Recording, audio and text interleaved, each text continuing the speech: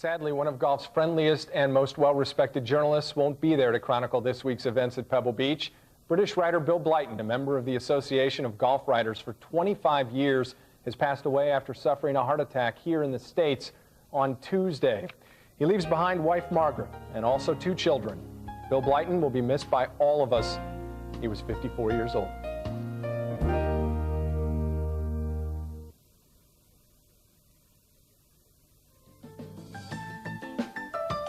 This is a special edition of Reporters Roundtable.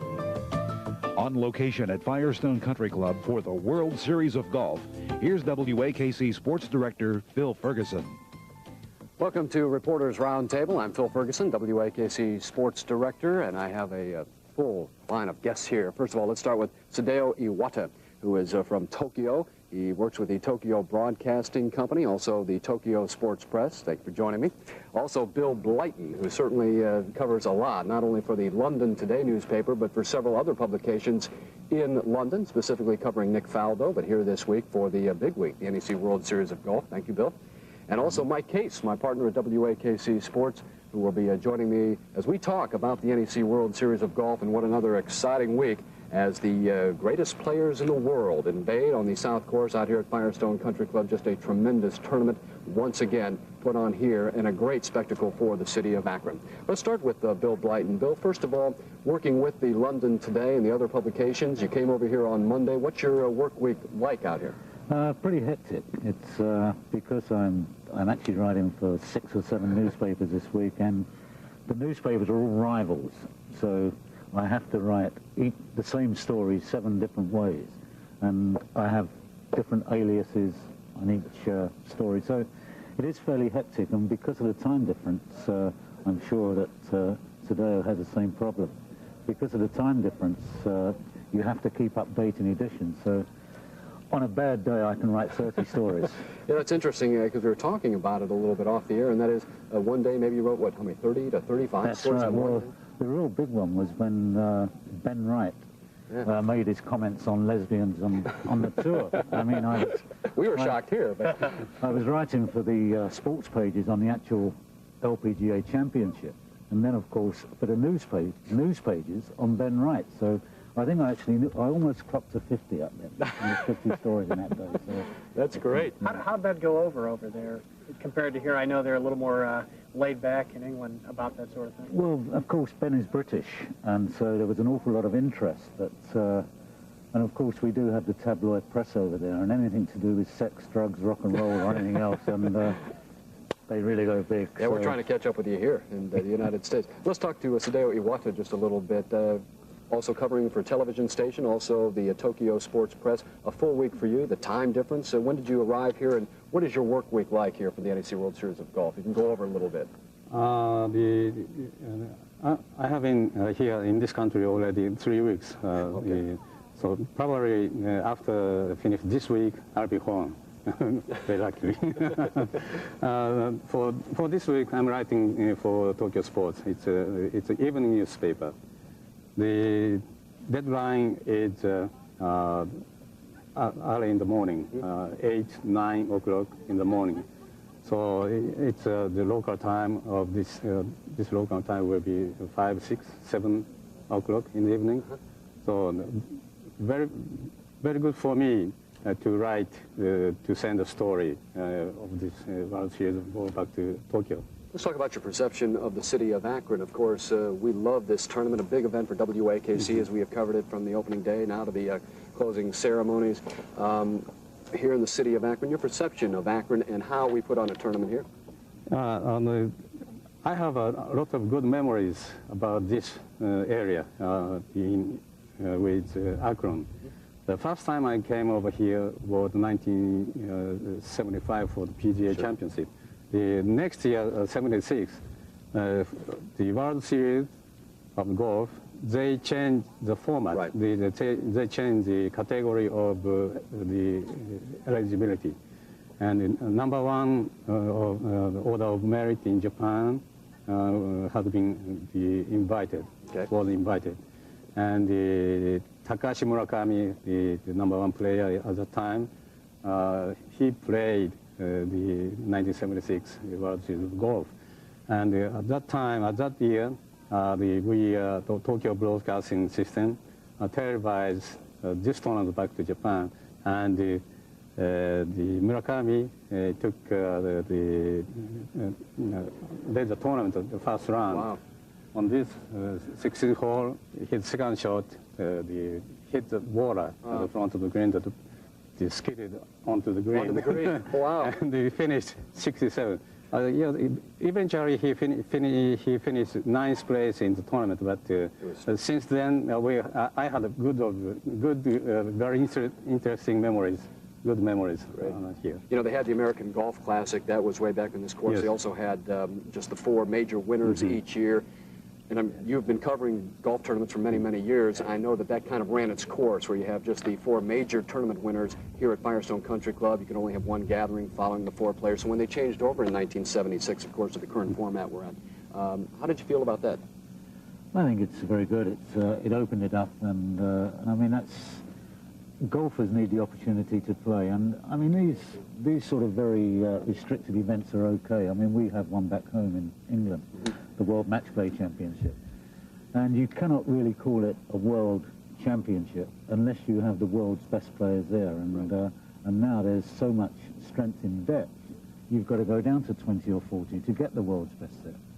Let's talk, Mike, a little bit about this field that we have here. It's a limited field just because they all have to be champions. I had said before that maybe they should open it up just a bit to get maybe the senior champion, the PGA senior winner or something like that out here. I don't think they would embarrass them themselves, even though it's a very demanding course. But your feelings now on the format? It is a solid format, and it's worked for many years. There's 2 ways of looking at it. I think one way is the Americans want to see the people they're familiar with, and a lot of them aren't here. But then if you want the world's best, and it's nice to learn about new players. I know the one guy I talked to yesterday, Andrew Colbert, he's from Scotland, I believe, but he won in Australia. The world's getting so much smaller now. These guys travel around so much. So there's 2 different ways of looking at it. I don't mind this, the way you get to meet different people from different lands, and they get to come test your course here in Akron and really show it off to the world. Do you think that the foreign players, we'll get to it in just a minute, but I'll direct this to Bill Blighton, and that is the foreign players, I know they love coming here, and we'll talk about how they feel about coming to Akron, Ohio for the NEC World Series of Golf. But first, we'll take a break.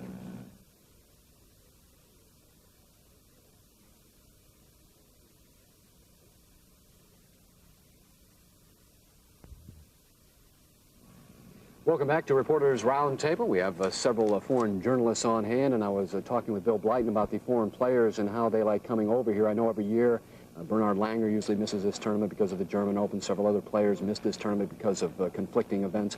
But the players, all the ones that I've talked to, just can't wait to get over here and play in this tournament. Is that your feeling? That's absolutely right. The main attraction here is a golf course. Nick Faldo, for instance, says it's one of the best in the world. And Nick Faldo, he puts his schedule around golf courses because he feels that to be a great golfer, you've got to play great golf courses, and that's why he's here. I know you follow Nick Faldo a lot. Is it just the length, really, out here at this golf course, or is it the greens? No, it's a difficulty.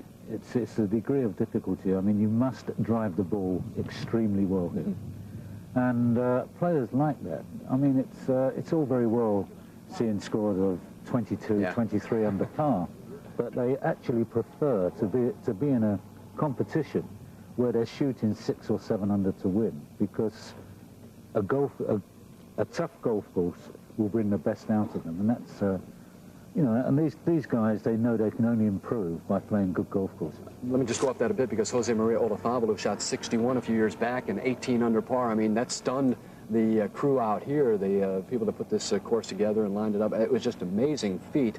Olazabal, and speaking of feats, had some problems, of course, this year, but your perception of Olazabal's record out here, I don't know if 61 or 18 under will be matched again. Well, I had dinner with Ollie last night, and he says there won't be any more 61s around here, particularly if a player is in contention, because that's, I mean, he did make the point that he scored it in the first round, right? Yeah. When there was no pressure. And I don't think he missed many fairways, maybe 1 or 2 the whole week, I believe. Well, in fact, he missed a 3-foot putt at the 15th, and then he missed good birdie chances at the 16th and 17th. but he thought the par was 72. Oh. He didn't realize he could have broken 60. Yeah, when you talk about 59, a long time ago we had a 59. That was on the American Tour, but certainly 61, unbelievable feat. Sadeo, let's talk about Jumbo Ozaki, one of the players that I feel that when he comes over here has a chance to win this tournament. He's not here, or wasn't here this year. Yes, although this week, two Japanese players, Sasaki and Mizuguchi, participated into this tournament, but I'm a little bit disappointed that Jumbo Ozaki didn't show up because he hit very long ball. Yep. I think his game suits on this course. But after finished the PGA Championship two weeks ago in Riviera, he back home. He's not a person of outgoing. He doesn't like travel outside Japan very much. So I'm very sorry about it. It's tough to pass up a chance at $360,000. Yes. I don't care how far you have to travel. Still, he is a very wealthy man. Mike, when you talk about all these players out here, you almost have to hit the long ball to score out here, but we saw Corey Pavin on a very demanding U.S. Open course turn the trick, and so it's come down to hitting fairways.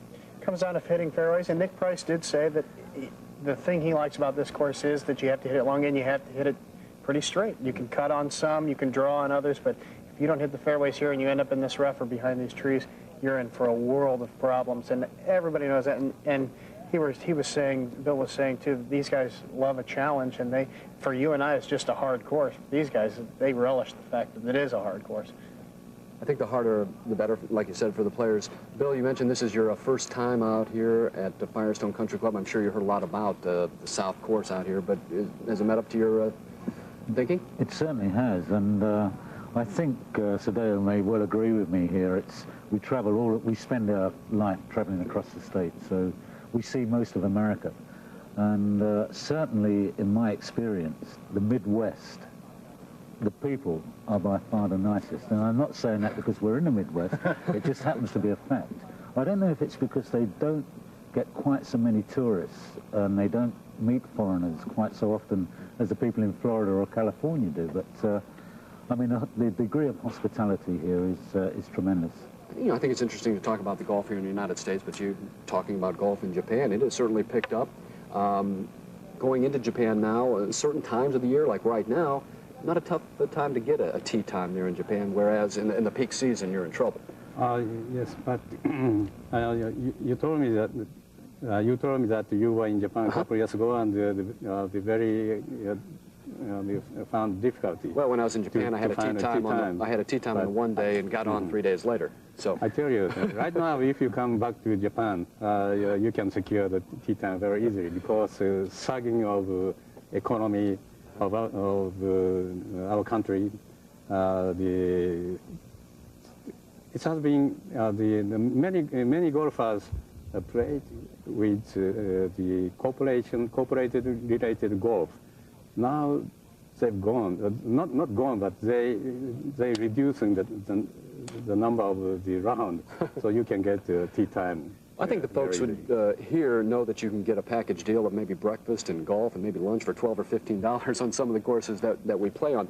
It's interesting to note if you go to a prime course or one of the top courses, tell the people out there how much a round of golf might cost. It depends on the time and depends on the season, but if you go to the prime golf course in high season, you will probably have to pay $400. $400? Including everything, the meals, everything. Well, I know certainly I'm going to take my case along when I play for $400. He's footing the bill, no doubt about that. I'll take care of it. We'll be back. I don't take it. We'll be back with more Reporters Roundtable in just a minute. Stay with us.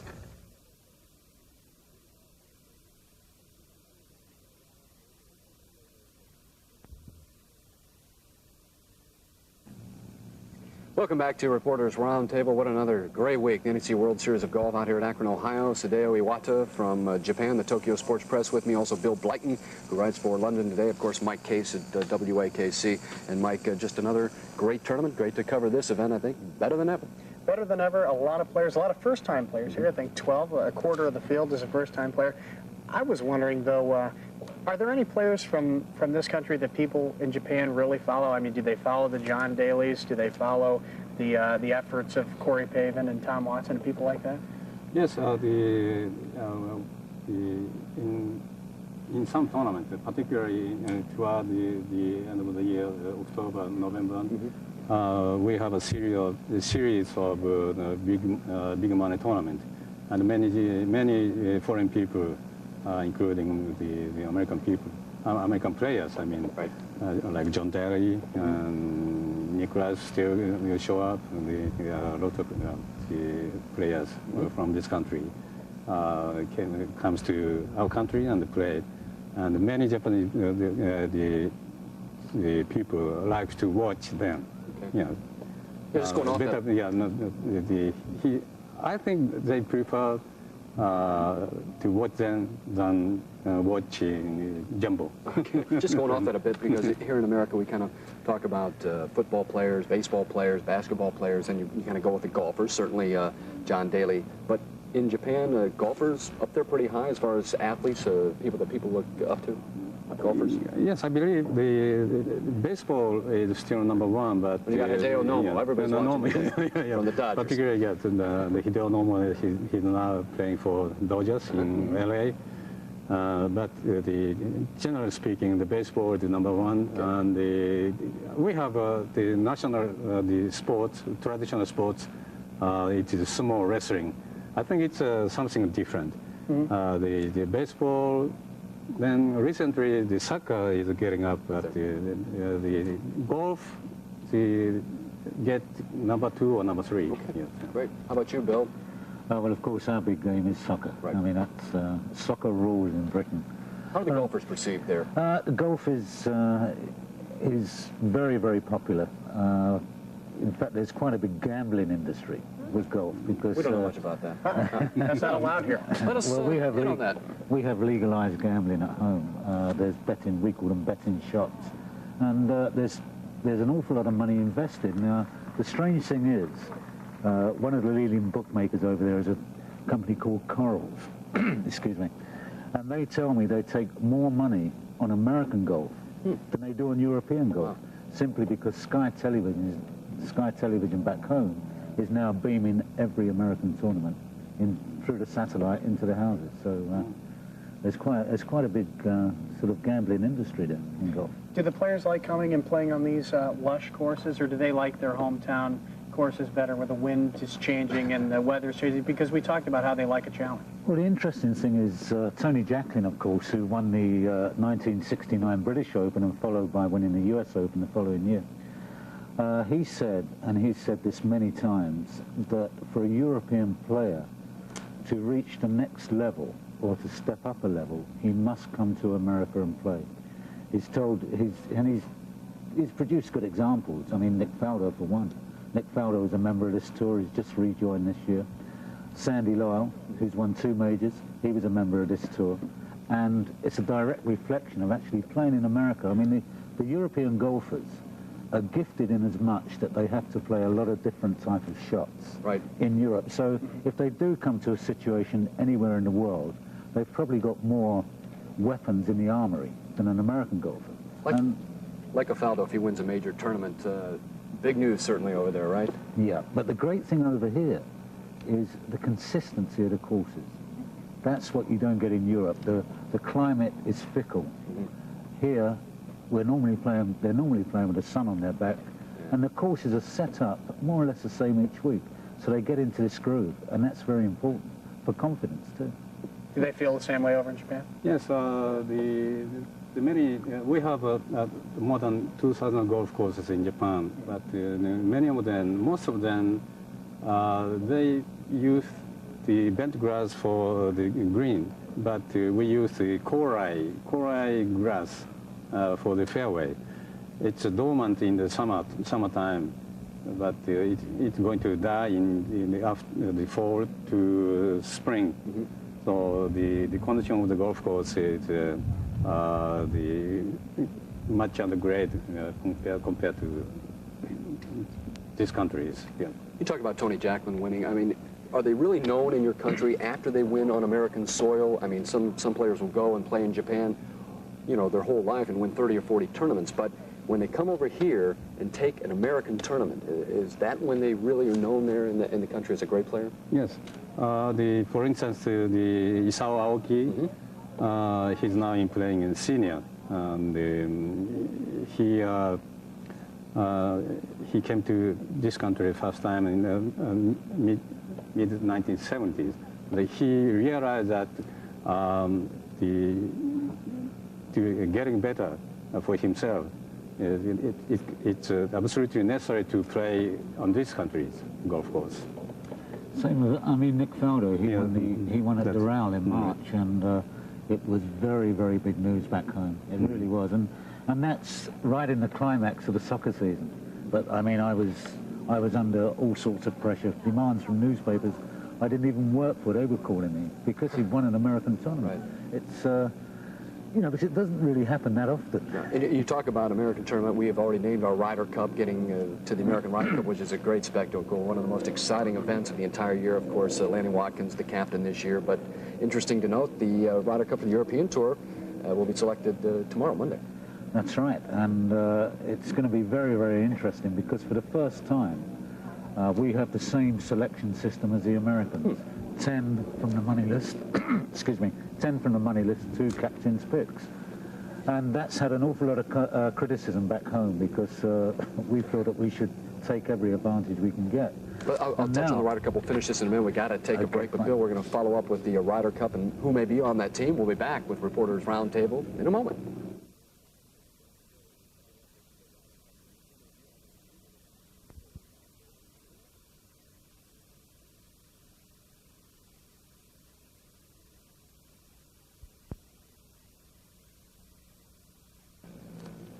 Welcome back to Reporters Roundtable. With me is Sadeo Iwata from the Tokyo Broadcasting, also Tokyo Sports Press, Bill Blighton from the London Today. However, Bill writes for many publications, keeps himself quite busy, 6 or 7 publications, and also Mike Case. Bill, we talked about the Ryder Cup a little bit, and it's kind of interesting. They'll name the members tomorrow, Monday, but Jose Maria Olazabal, it's touch and go there. It is, yes. He has his foot injury. He had an operation in February to shorten his big toe.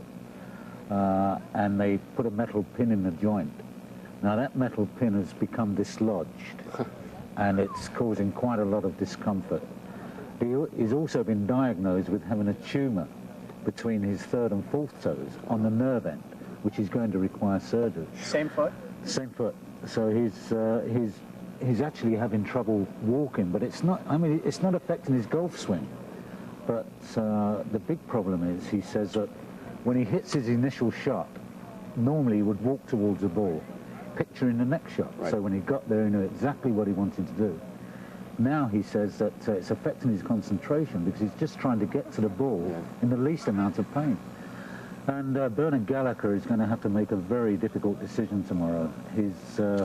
Nick Faldo is outside the top 10, so he's going to be one of the picks. Ian Woosnam, who's quite a Ryder Cup battler, is also outside, and of course so is Olazabal. So he's going to have to leave one of those out. My thinking is that I think he may take a chance on Olazabal simply because of his record with Seve Ballesteros.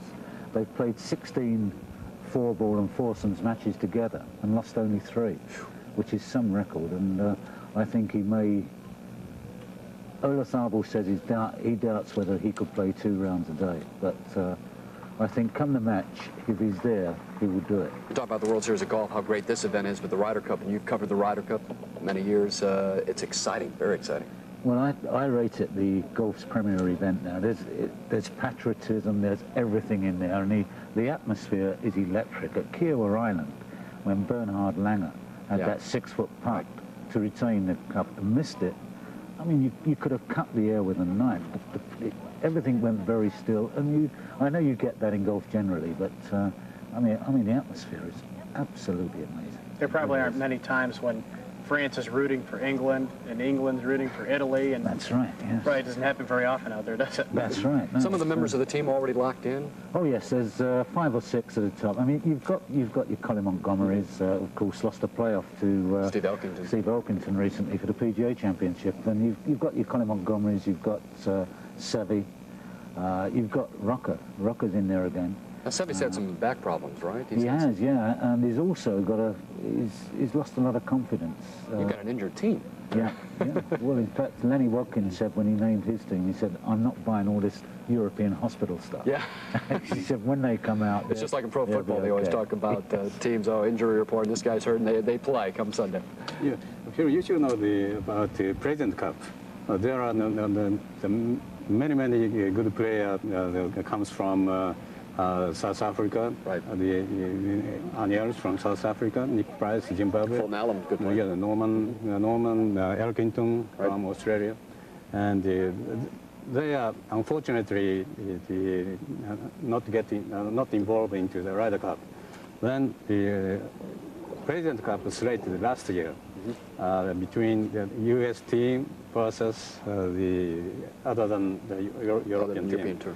So it will be it to be held every 2 years. Okay. The even year. This Yes, is that's right. Yes, it'll be- the it's, other year, so even year. It Next year. alternates with the Ryder Cup. So I'm looking forward. How many Japanese people can participate into can join into that the foreign team? Can. Well, golf has really picked up over the years. We haven't even touched on the senior tour at all, but that certainly has picked up. Seo Aoki, I know he loves the senior tour, and a lot of the players.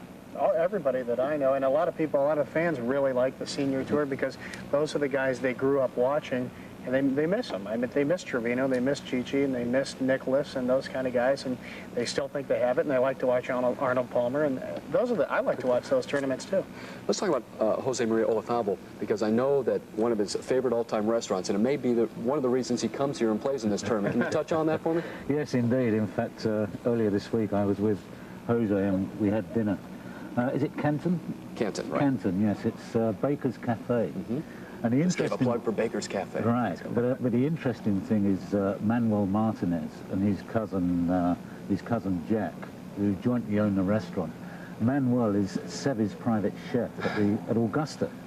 Sevi takes him down there, he stays in the house with him, cooks all the food, and Greg Norman's a regular visitor there too, and Payne Stewart. Payne Stewart goes every night, as well as Olazabal. It really is quite a golfer's hangout. But is it any good?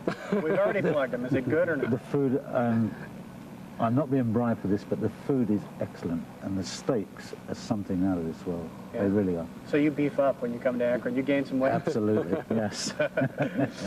How about you guys? What do you do during the week to eat? Is it just room service? Yes. No. Besides covering the tournament, to find some good restaurants. A lot of good restaurants here. One of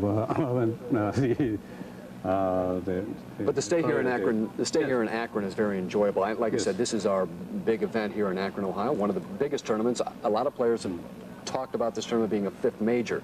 You know, you have your four majors, but this kind of right under that, but also a little bit above the Doral Open and some of the other tournaments. But coming here to Akron, it's been very enjoyable. Oh, sure. Yes. We enjoyed having you here. There's no doubt about that. Mike Case, thank you for joining me on the Reporters Roundtable from WAKC. Also, Bill Blighton, who writes not only for the London Today, but several publications. In fact, was it one time 30 articles in one day? Yes, several times. And then you slept for a couple days, is that correct? And also Sadeo Iwata from the Tokyo Broadcasting and Tokyo Sports Press. Thank you. And I want to thank you for joining me and the rest of us here on Reporters Roundtable.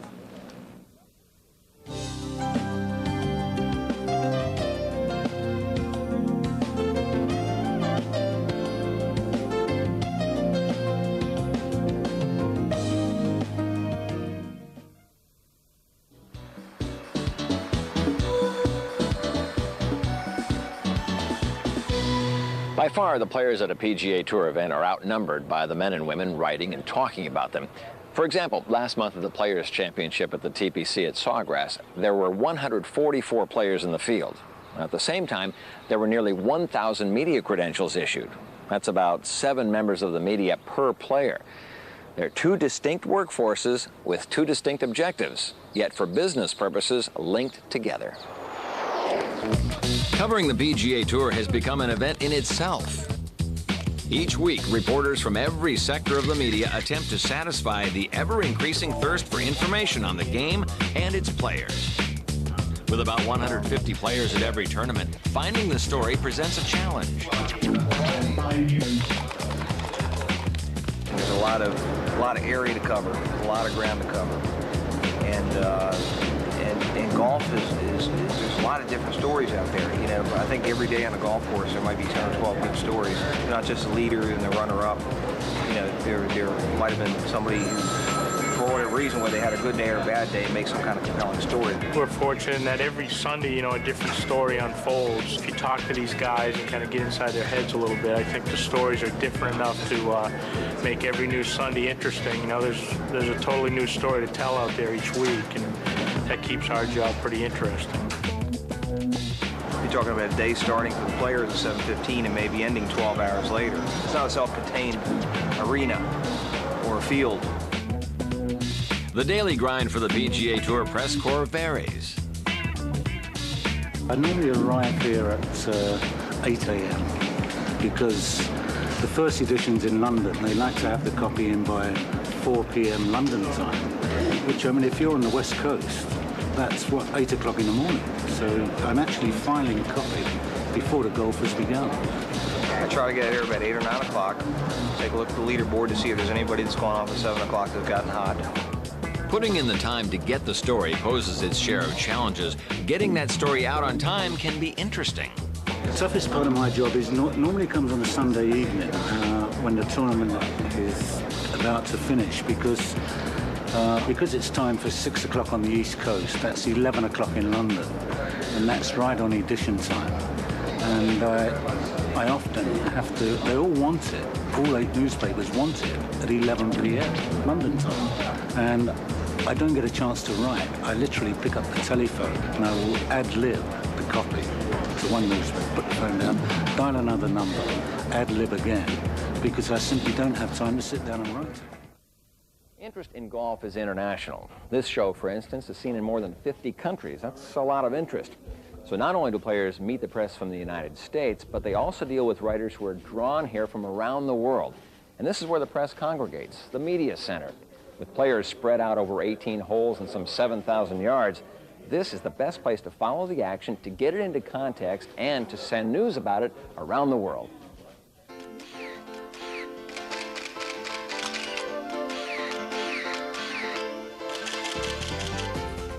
If journalists are sometimes called gatekeepers of the news, in golf, the Tournament Media Center would be the gate.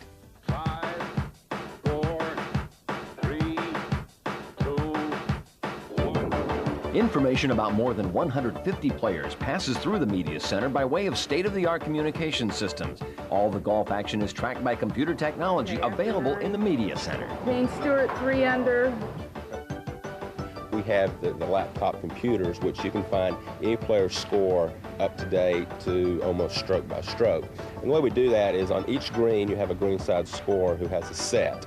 When the walking scorer, who is somebody that walks with each group and keeps track of the player's strokes and statistics, after the hole he'll go by and say, Faldo 3, Duvall 3, Price 2.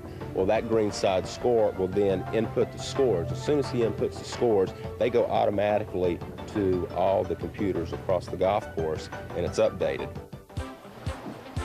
Not only can the press keep track of the scores at the Media Center, they can find player bios and statistics. It's also home base for interviews and other assistance from the PGA Tour staff.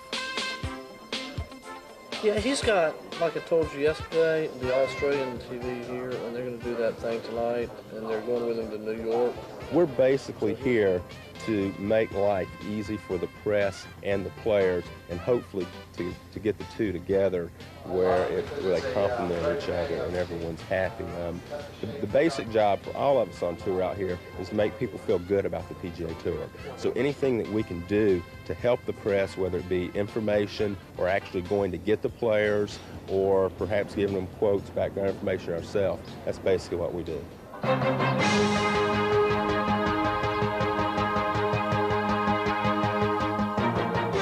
More and more, news of the PGA Tour spreads out from the Media Center to the whole world.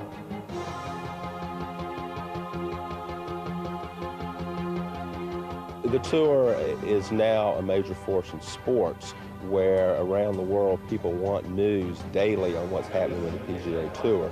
So you get a lot of international people over that are covering the event as a sporting event, as well as covering some of the players that are starting to come over, such as a Nick Faldo that's coming over.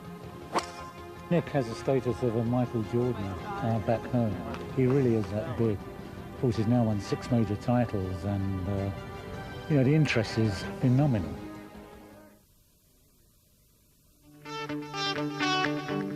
Tonight on Viewers Forum, in just days, Ryder Cuppers gather at the Country Club in Brookline, Massachusetts. For all its history, being the only club to host 6 different USGA competitions, it's not all that familiar to the American players. Will that make a difference? Is Tiger Woods the man to lead a desperate American side to victory? Or might the emotional fire come from someone else? With 7 European first-timers, how much will Mark James lean on Monty? Tom Watson captained the last victorious American squad back in 1993. Sunday, he steered himself into the winner's circle on the senior tour in just his 2nd event. Should we be surprised? And is it a surprise that John Daly no longer has Ely Callaway on his side? Left to steer his own ship without corporate backing at the moment, how will John do? Those questions and more debated next on Viewers Forum.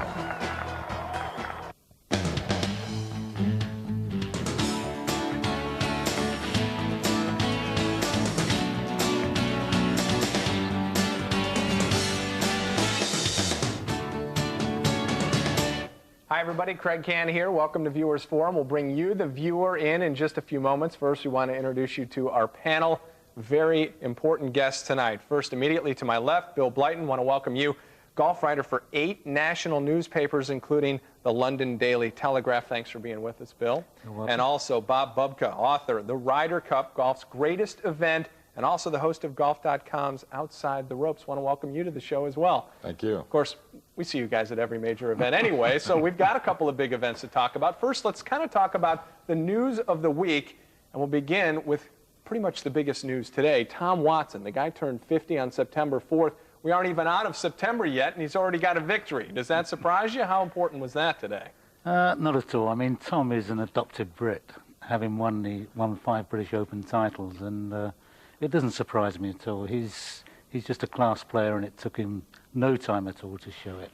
62 today, Bob. That's pretty impressive. You talk about getting it done and showing everybody that you can play. Not that anybody ever doubted Tom Watson's ability, but this was quite impressive, especially after a not so comfortable Comfort Classic last week. He shot 75 one day.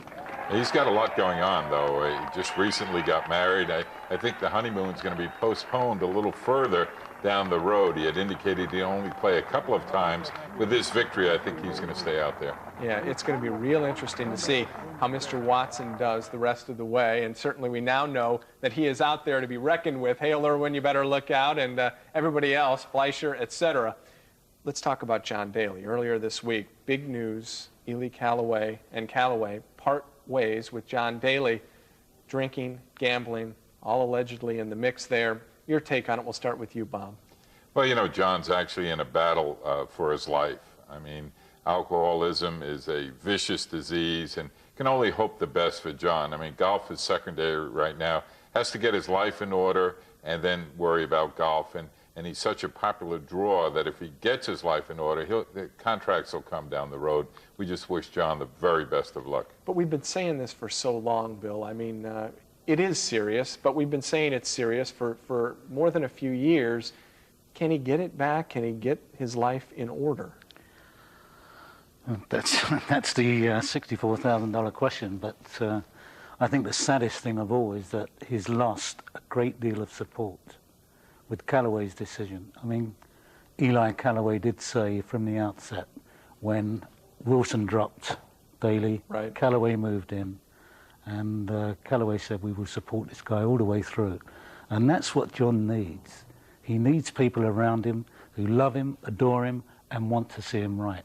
The very worst thing that can happen to John now is that if he's left stranded on his own without that crucial support, and that's the saddest thing. And I just hope John can gather some inner strength to get this together and come through maybe on his own, but it's going to be very, very tough. Well, you talk about those who really adore him. That would be the fans, and obviously you, the viewer, certainly fall into that category. We want to get your take on the John Daly situation, see if you still support him and what he needs to do to keep your love, so to speak. Let's talk about an event now that near and dear to all of our hearts who have been at a Ryder Cup before.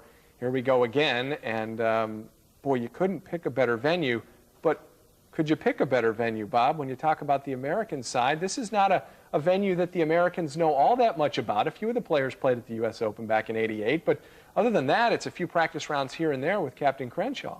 You're right there, and I was speaking to Reese Jones yesterday, and he assured me that neither team is going to have the edge playing at this golf course. I mean, it's such a great golf course, though. It's deserving of this championship. It's just a few miles down the road from where the first Ryder Cup was held, and it's going to be a wonderful place. There's something very special about the country club. Ben Crenshaw felt it when he went there for his first national competition back in the 60s, and he's just thrilled to be coming back as captain, and he wants this victory so badly. Well, it is a desperate situation for the Americans, Bill. Let's talk about the European side of things. And he just mentioned that it's not necessarily home course advantage for the United States. With all of the rookies on the European side, does that perhaps give them a better chance to try to win this thing, retain the cup? Well, the great thing about the European side is that nobody has seen Brookline. Nobody on that team has played Brookline. And so even the Colin Montgomerys and the Jose Maria Olazabals are going to go in as green as the rookies themselves, as far as the golf course is concerned. By week's end, perhaps they might wish Nick Faldo was on that team. Absolutely, because, of course, he lost the playoff to Curtis Strange in 1988 at Brookline. And I'm sad that Faldo isn't there, quite honestly. I'm one of his supporters, and I thought he could have brought a lot to the team. Well, we're going to kick this whole issue around a little bit more tonight on the show. Want to get your take, see if you think the Americans are a lock to try to regain the cup, or if it's going to be, well, same old story once again. We've got much more to talk about. As we head to break, though, I want to remind you, of course, if you log on, www.thegolfchannel.com, you can email us a question for tonight's show, and we'll sift through all those questions, pick one, and then we'll kick it around a little bit. Also, Ryder Cup week, it's very big here at the Golf Channel, likewise everywhere else. Live webcasts, a viewers forum, Golf Central, of course, opening and closing ceremonies. Hey, it's all right here. News conferences as well, and archived on-demand video streaming of our Ryder Cup programming, and also the online contest. You, that's right, you, Captain the Cup. Join us via your computer. As always, on Viewers Forum, we've got a telepoll question for you. Tonight, the question is this: will John Daly win another PGA Tour event? That is a topic we're going to discuss here tonight. Yes, 1-900-225-9191. If you think not, John Daly won't win again on the PGA Tour with all of his troubles. No, 1-900-225-9192. 99 cents per call. You must be 18. We're coming right back.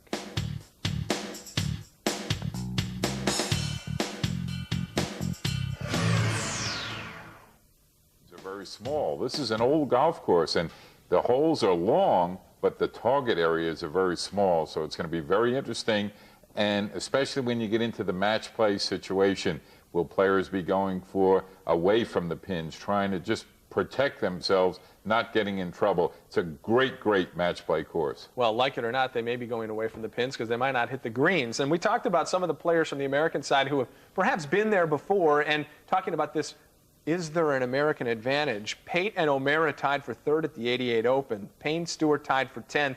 Sutton 64th that year. Davis Love III missed the cut. That's it. Those are the only players that have played this golf course in competition. You say nobody's played it as far as the Europeans are concerned, except for Faldo, and he's not there. So looking at those numbers, I mean, is that a rallying cry? Some players on the American side that can say, hey, been there, done that, this is what you need to do. Will that be a huge advantage, Bill? Craig, it was 11 years ago. So yeah. I don't think it'd be that much of an advantage at all. I mean, I think the Europeans have got it right. They're coming in on Monday. They're flying in on Monday morning, tomorrow morning, They're going to look at the golf course tomorrow. The thing doesn't start until Friday. Yeah. I mean, you can actually overdo it. And, I mean, I honestly don't think there will be any advantage to the Americans because it was 11 years ago. I'm sure there have been some changes to the golf course since then. So, no, I think they'll go at their level pegging. Bob, the Americans need any advantage they can get, don't they? I mean, they do not want to go down once again, especially on home soil. Yeah, but just getting back to what you said about seeing the golf course, Sergio Garcia never saw Medina. He finished second. Okay? Yeah. So, I mean, these guys nowadays are so good. Give them, as Bill said, a few days to acclimate themselves, get the feel, see what's going on. By Friday, everybody's going to know that golf course very well. It's not going to be lack of knowing. It's going to be lack of execution. That'll be the difference on the weekend.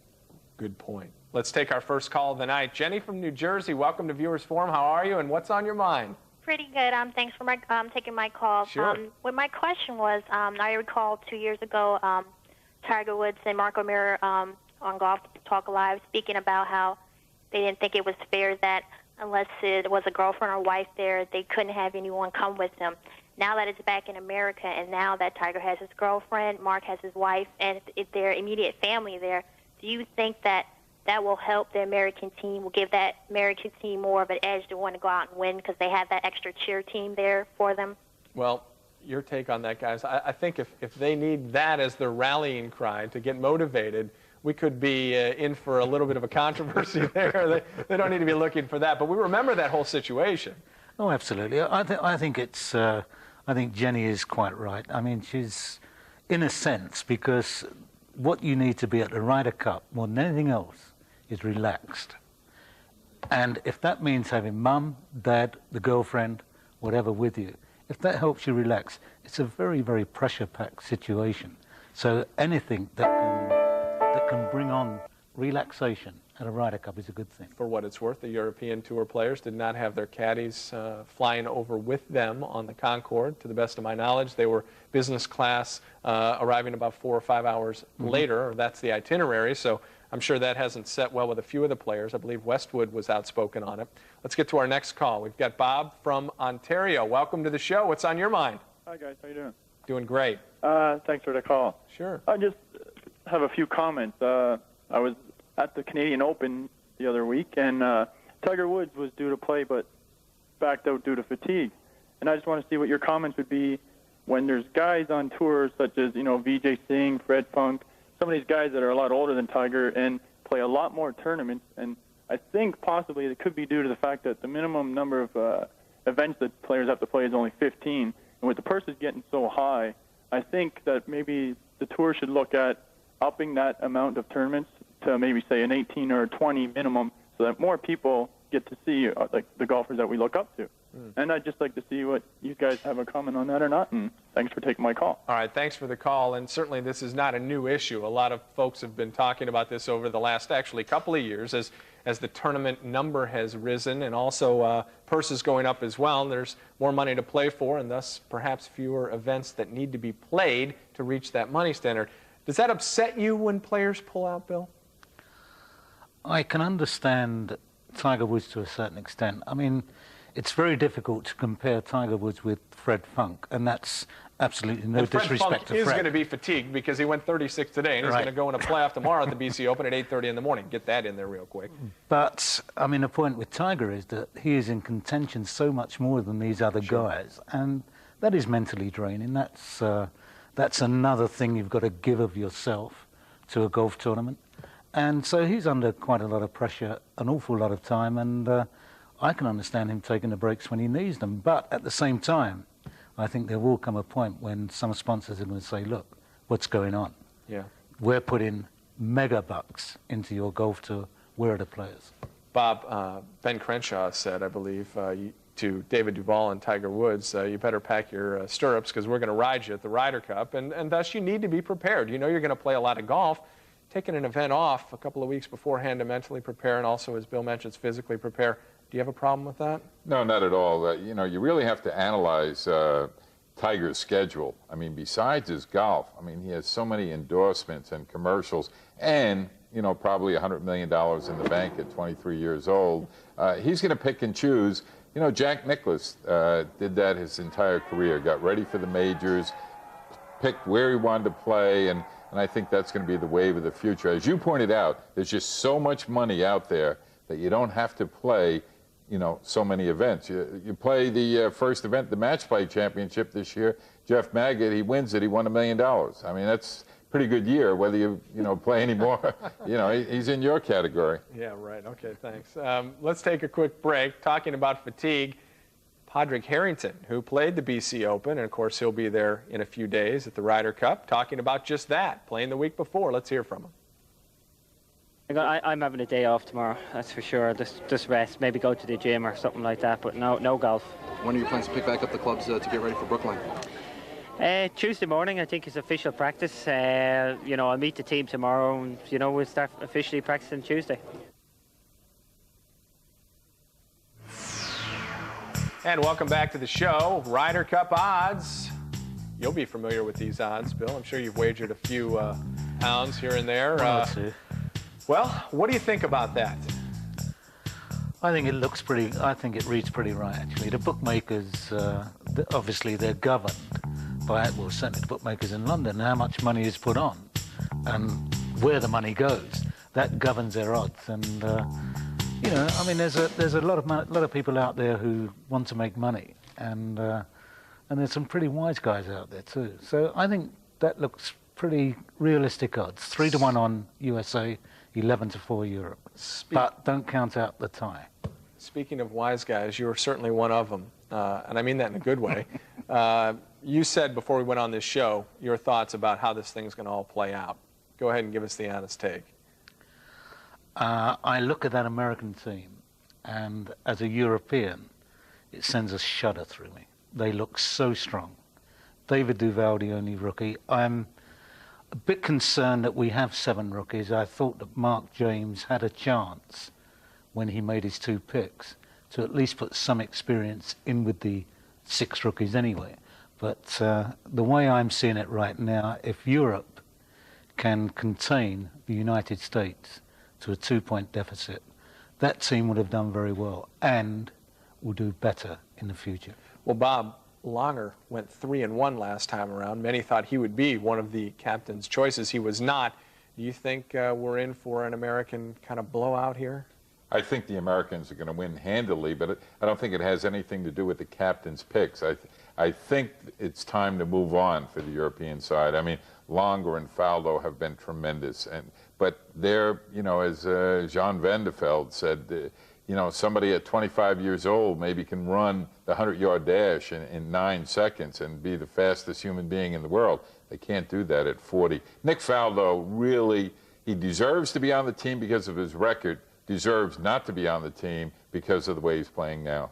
The rookies that were on the European team last year combined 8 points toward their victory the last time around. They're going to need at least 8 from all those rookies this time around to try and get things done. Let's switch topics a little bit.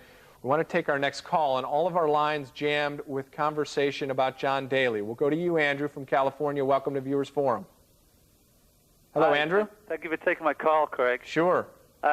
I got sober about 5 years ago, and I was following John Daly's struggles along the PGA Tour, and it took me this long to figure out anything. It took me 5 years, and now I'm a professional golf instructor. But for 2 solid years, all I did was get sober. And I think under the circumstances, it must be very, very difficult looking at the screen, looking what he's going through to try and be a professional golfer on tour and also get sober. It's probably the single hardest thing I've ever done in my life, and now with some success. I wondered what your comments were on now that he's probably going to drift out of the limelight because he didn't have the support of the Callaway crew, what your feelings were. And my last thought is that I think the Brits are going to rule at the Ryder Cup. So I'll listen to what you have to say about that. You're smiling. I like that. Well, first of all, congrats to you in your battle, and it appears that you're handling things quite well. I take it that you're saying that it took you 2 years to just try to get through that. In other words, some advice perhaps to John Daly: take a couple years, take a year off, forget about the game of golf, and try to try to get your life back together. Quickly comment on that, and then we'll get to these guys. Okay, yes. Basically what I did is I took 2 whole years, and all I did was raise my daughter. That's all I did. I mean, I couldn't focus on anything else. It was a daily struggle, and it took 2 solid years to get to anywhere. And then after that, I had a goal that my wife and I agreed on, and I finally hit my goal, and I'm now teaching golf to kids, which is what I wanted to do. All right. Once again, thanks for taking my call, and I'll listen to what you got to say. Thank you very much for calling, and congratulations to you, Andrew. First of all, he likes the Europeans, and so maybe he needs to lay down some money. The odds are in his favor if he wins. What are your thoughts on the whole John Daly thing? And he has some very good points that perhaps John needs to get away from the game. I think Andrew also made a very good point at the end there when he said he sat down with his wife. John Daly doesn't have that luxury. That's his biggest problem. And I think he probably needs golf. He needs golf as a diversion away from the bars. And that's, as I say, the saddest thing of all is lacking support, and that's what he needs now more than anything else. Bob, if you talk to players on the PGA Tour or on any tour, and they were asked to, say, perhaps pick 10 of the most talented players on the professional tour, John Daly's name would come up quite often. Is it that easy to get away from the game and get your life together when you have that ability? This perhaps makes it more of a crying shame than anything else that he struggles like this so much. Yeah, but actually what John's going to have to do is sit down with himself. He can't have a wife while he has a drinking problem, and alcohol is just so vicious. But John he's going to have to reach a point where he says, that's it, I want to help myself. And then, he can go on the road back, and he can do it one day at a time. And congratulations to Andrew, who has done it one day at a time. And simply by doing it for 2 years is not enough. I mean, that only gets you started. It's a daily battle with that, and it's incredible. And everybody that's fighting it deserves a lot of credit. Many have said that perhaps John has been given too many lives, to use the cat analogy. Greg from Washington is on the line, perhaps defending Callaway's decision. Let's talk about it, Greg. Good evening, gentlemen. Good evening. I want to congratulate Andrew, and I just wanted to, I was watching the sports reporters this morning on ESPN, and at the very end, Mike Lupica was criticizing Eli Callaway for dropping Daly. And from what I understand, Callaway was trying to get Daly into rehab and has been working with him and helping him all these years. And Daly refused to go to rehab. The idea that Callaway's the bad guy, I just don't see this. I think Daly, if helping him more, giving him more money or sponsorship, is almost like giving money to a wino. You're just causing more trouble. I agree. I think Daly has to sit by himself, and everybody knows that an alcoholic has to help himself first. He has to take care of himself first, and then he can straighten out his life. I just wanted to hear your comments. All right, thank you very much, Greg. It's not all that easy to sit there and talk to yourself when you've been through all these battles that continually fail. Your guys' thoughts on his comment. Now, Eli Callaway, I believe the whole motto was keep it straight, John, and as long as John kept it straight, Eli was in his corner. Now, we obviously don't know the backdoor things that go on in the business aspect of things, but is Callaway the bad guy here?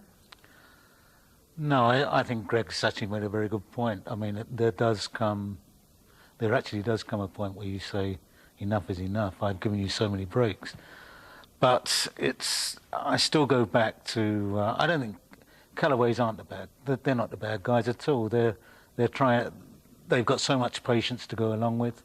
And, but I just feel very, very sorry for John because, as I'm sure Bob knows, because he knows him as well as I do, he's a very, very lovable guy, and he's a very nice guy. He's good. He's good for the fans.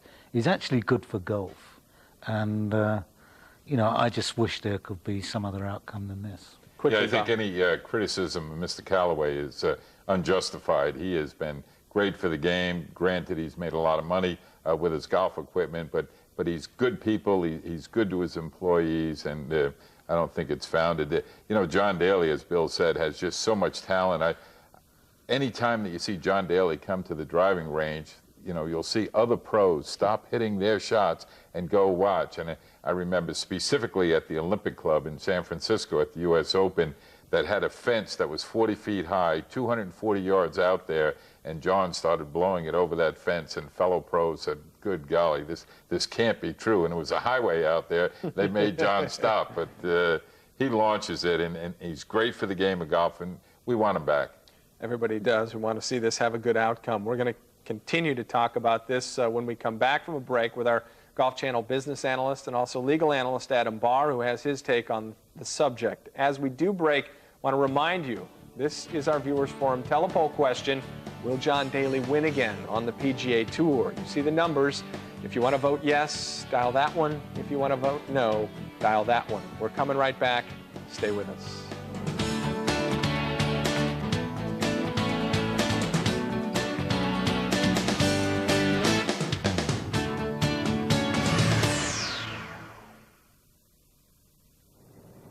If John has a relapse, and there's a possibility, of course, that he will. He's fighting a disease, and diseases come and they go. Will you stand by him if he has a relapse in his time of need? You came to him when he needed you most. If he should have a setback, will you still be there for him? Well, in our company, we almost never predict, because predicting is a dangerous thing. We don't know what's going to happen in the future, but we've given you and the world a pretty good idea of what we think about John and what we think about his ability to get on top of the problem and solve it. And I would say that I don't think there's anything that's going to happen that will change our feeling about that. Past comments do not always dictate the future, and certainly now not the present. We want to welcome Adam Barr to the show. And Adam, thanks for calling in. And hello, Craig. Let's get your take on this whole situation. You know Ely Callaway better than most, actually, with your work here at the Golf Channel. What's your feeling? Well, first of all, Lupica and I have disagreed on just about everything from the color of the sky to, the fate of the '86 Mets, and I have to disagree with him here. I think Ely Callaway had a very fine line to walk between his duty to the shareholders, which to a corporate CEO is almost sacred, and his affection for and duty to John Daly.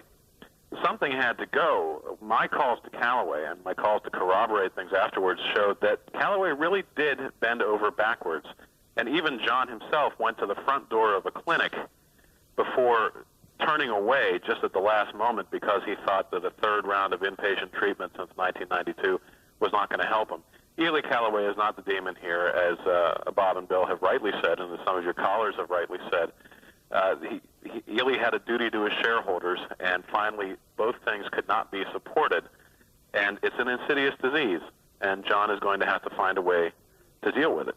Adam, you're up in Brookline, Massachusetts, getting ready for our coverage of the Ryder Cup, and you're certainly familiar with this quote from John Daly, his statement that he released trying to kind of, stem the speculation about possible ongoing drinking and gambling. It quotes and reads like this: "My commitment to live a sober life remains strong. Alcoholism is a disease which will continue to challenge me the rest of my life. I accept the difficulties presented and hope that I will overcome whatever obstacles I face. While I am extremely disappointed to part ways with Callaway Golf, I can only hope that long-term success with my personal life will assist me in efforts to succeed as a professional golfer. To my family, friends, and fans, I can only say that I still love you and I appreciate your continued support." Now, there has been much support, and you just talked about the support from Ely Callaway himself. How difficult is it in your mind going to be for John Daly to get support in the future? What immediately does he have in his corner? Who, if anybody? Well, I think from an economic point of view, we've been hearing that $40,000 a month is what he needs to make ends meet between living expenses, alimony, child support, and other things. It's very hard to get that if you're not playing well. I think he's 159th on the money list now, maybe lower after the tournament has ended, and you don't have an endorsement deal. With the golf equipment industry being kind of in a slump now, it's going to be difficult to get any sort of endorsement deal that's going to have meaningful dollars behind it. So he puts himself under more economic pressure. I don't think you're going to see any Big Five golf company come at him with an endorsement deal. One of them, of course, just lost them. Wilson's not going to do it. Other companies such as MaxFly will not take that kind of risk right now. So I really don't think that's going to happen. But it really goes beyond the money, as you and I have discussed. this is a time when, as a business reporter, I have to know when not to cover business. And the most important thing is that John Daly get help saving his life. Yeah, I think that's the whole issue, guys. We keep talking about it. I want to bring you two in on this issue. Financially, he needs money to cover his life expenses. The problem is his life has been dominated by things that you don't want to spend money on or lose money to, be it gambling. Where does he go from here, do you think, Bill? Well,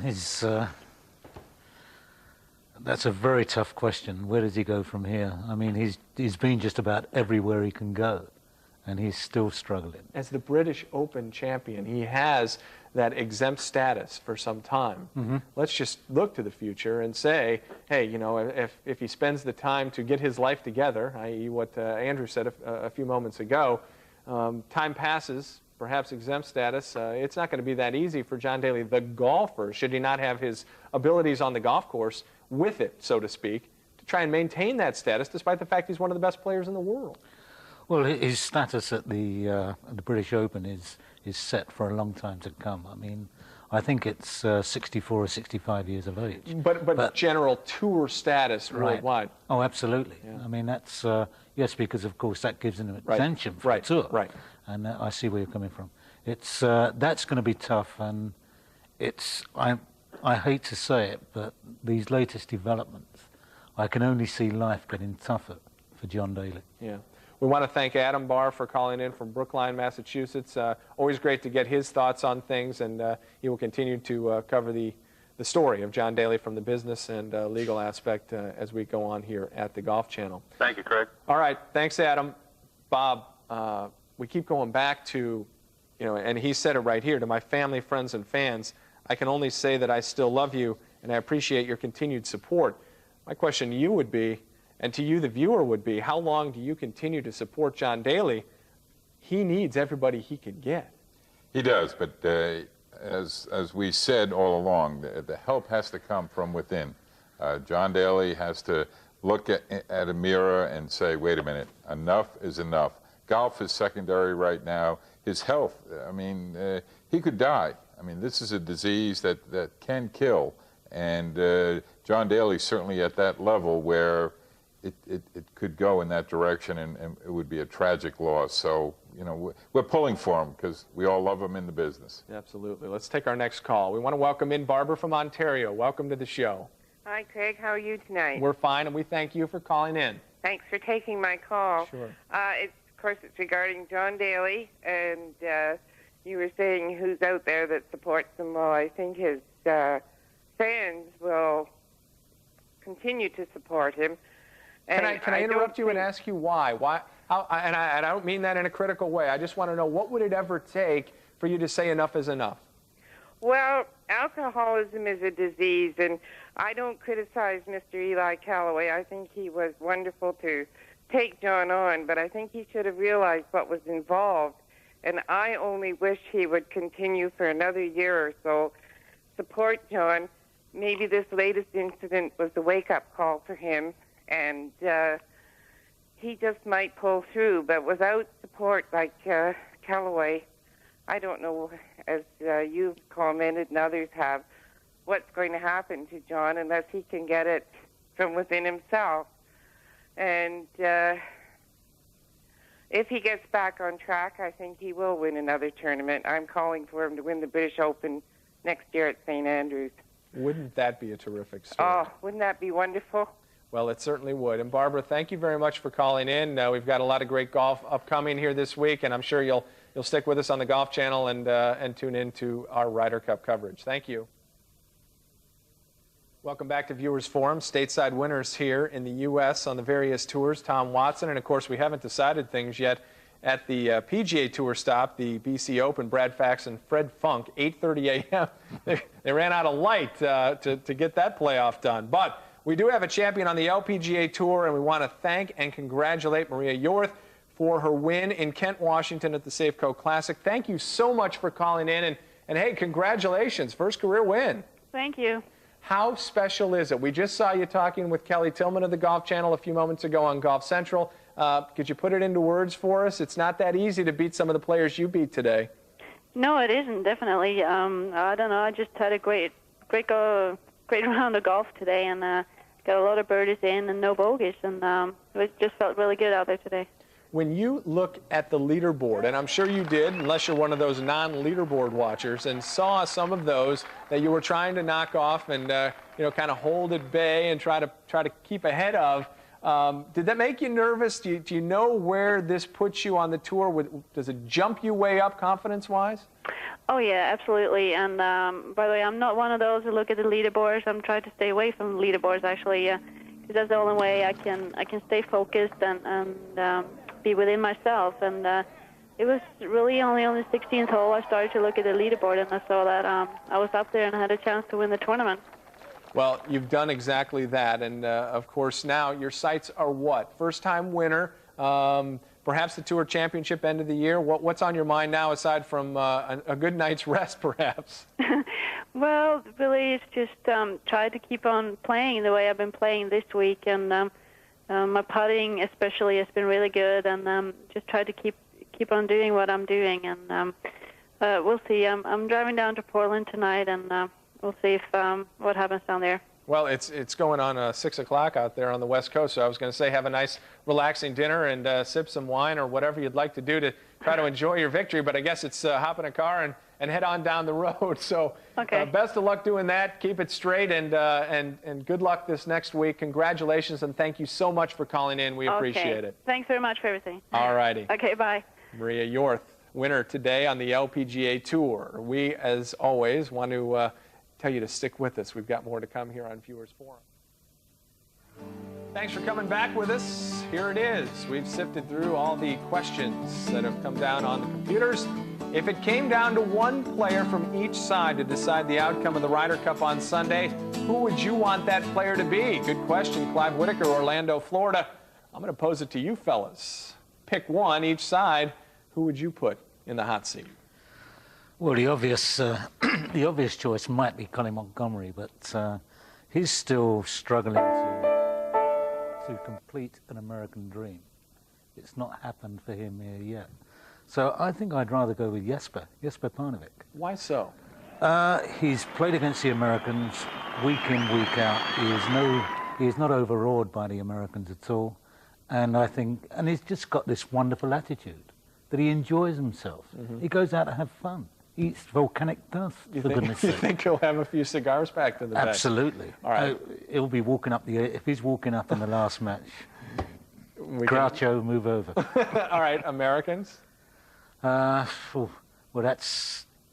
Tiger is so dominant this year that, if a British bookmaker said to me, where are you going to put your money on somebody to win the Ryder Cup for America, I'd have to look at Tiger very, very hard. Bob, as we get to you, earlier in the year, perhaps it wouldn't have been an easy, and not that it would be easy for most, or you, or me, or anyone to say Tiger Woods. It's easy for Bill, but you might have thought perhaps David Duval. There's several others that have the grit and determination. Maybe even a guy like Steve Pate, kind of a easy-going, fun guy who's got a lot of fire in his belly, etc. Maybe even a Payne Stewart. What's your take on it? Well, the easy one would be to select Tiger Woods. Is that who you'd pick? Well, truthfully, I would pick Payne Stewart because he would have the most fun doing it, and the emotion would be right there. Because he's wanted it so bad. He's been vocal about wanting to be on this team. He told me earlier this year, long before, but back in January, that he would be on the Ryder Cup team. He didn't say he's going to try and be on the Ryder Cup team. He said, Bob, I will be on this Ryder Cup team. And then he goes and wins the U.S. Open to accomplish that feat. And he just loves it so much. Payne Stewart loves golf, loves competition. But if I was betting, like Bill said, and we came down to, I'd have to put the money on my man, Tiger. He is so good. And Euros? Well, I'd go with Sergio Garcia. This kid doesn't know any fear. He demonstrated to me early on that he is going to be great. And I think the best description I've heard of him is Seve Ballesteros with a smile. And what a smile it is. And Sunday, if it could ever come down to Tiger Woods and Sergio Garcia, forget about it. It would be the greatest television ever. Well, we might see a few leaps down the fairways from he and perhaps a few fist bumps from Tiger if that were the case. Let's take one more call here tonight. Marie from Pennsylvania, welcome. We've got a few moments. Hi, I was wondering what kind of pairings do you expect to see at this year's Ryder Cup, and also what factors do you think the captains are considering when they choose? That's a good question. Let's start with factors first, and obviously, you know, we've seen perhaps in the past the Davis Love Fred couples. Those guys are buddies. Doesn't always mean the best results, but what's your theory on that, Bill? I think it's probably the most important part of a captain's job is the pairings. You've got to get the chemistry right. There's got to be chemistry between both players, because good chemistry. Because if you get a bad feeling under that pressure, suddenly you're there on your own. There's nobody to turn to, and that is what has been the European strength. So give me one good European pairing that you expect to see. Well, I'm going out on a limb here. I mean, everybody's expecting Sergio and Jose Maria Olazabal to play together. I think Olazabal will play with Jimenez because they are very, very good friends. Whenever they're at a tournament, certainly over in America, they dine together every night. They're good pals. Bob? Marco Mira and Tiger Woods. I mean, you think that's a lock? I think it's a lock. You know, when they play foursomes, though, they have to consider what golf ball each player plays because they hit alternate shots. And you don't want to have somebody hitting a golf ball that he's not familiar with. It sounds minuscule, but to a player, it's a huge part of you know, their game. They just test that by bouncing it on the wedge, right at the beginning. Tiger shows them how to do that. You know, Ben Crenshaw has his work cut out for him because he's like the coach of a great basketball team. You know, I mean, to put 5 guys out there and to put 5 on the bench as a coach of a basketball team is tough. Ben Crenshaw has been lying awake nights worrying about his pairings, but he'll get the job done. Sometimes tougher to sit folks down than to let them play. We've got one more segment ahead. Stay with us. We're coming back on Viewers Forum.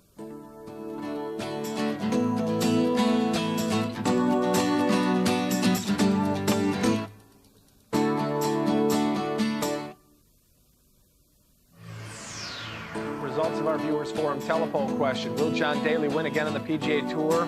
60-40 split. Most of you say yes, he will, and we certainly all hope that he does get back. We've got a few seconds left, guys. Your final thoughts. You want to talk about the Ryder Cup, and you say captains are going to be a very important part of this thing. Absolutely. I think Crenshaw is going to be a very good captain. He loves tradition. He loves the Ryder Cup. He's very passionate.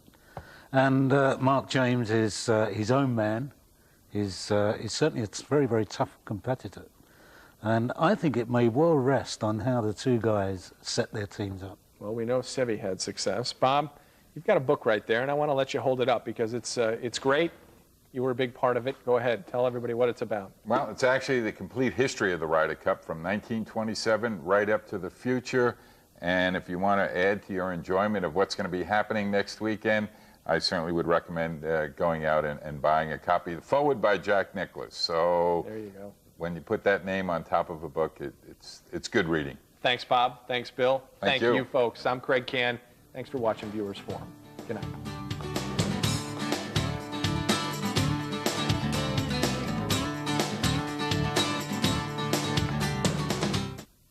What's the definition of appearance money?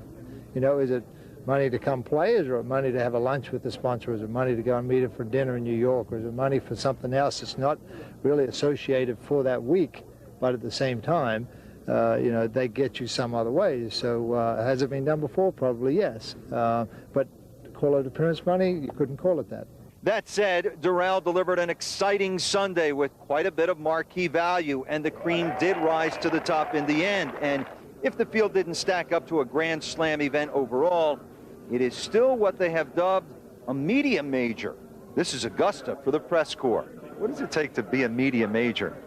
We're well fed, we're well watered, we're looked after, we are cosseted, and it's absolutely terrific. But having said that, Florida is like that, because next week at the Honda Classic, we actually get the press menu printed in. It's printed in the program. Yeah, they publish the menu for the media tent in the newspaper. Yeah, so I'd be interested to see which day you guys are having sea bass on. The golf, superb. The politics, peaceful. The only element missing, that kind of nerve-fraying drama which fuels the Ryder Cup.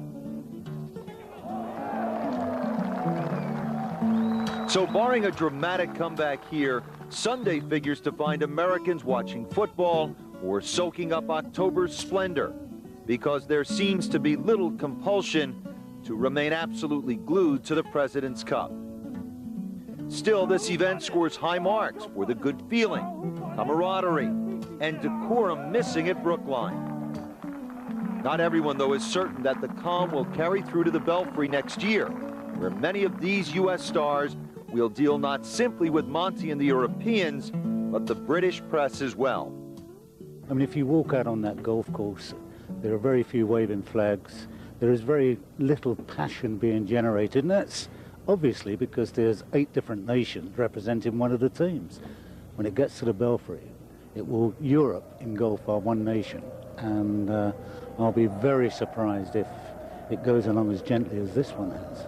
It would have been very interesting here to have seen how the crowd would have reacted had the international side gone ahead at any stage, but so far it's been all hunky-dory for America.